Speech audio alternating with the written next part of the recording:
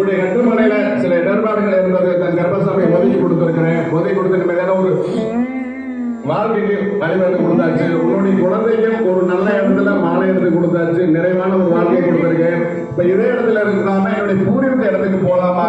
அந்த பூர்வீக இடத்துக்கு போனா ஒரு நிம்மதியான ஒரு அமைப்பு இருக்குமா? இல்ல அண்ணன் தம்பியான பாதிப்புகள் இருக்குமா? அதனுடைய கேள்வி. உனக்கு அம்மா வீட்டுல இருக்கணும்னு ஆசை, உனக்கு அடுத்த பூர்வீக இடத்துக்கு போகணும்னு ஆசை. நான் எந்த குறியை நிறைவேற்றி கொடுக்க? ரெண்டு பேர் உட்காந்து ஒரு கோரிக்கையா வைக்கணும். ரெண்டு பேரும் ரெண்டு கோரிக்கையா வச்சுன்னா நான் யாரு எதை சரி பண்ண முடியும்? ஊருக்கே போறையா?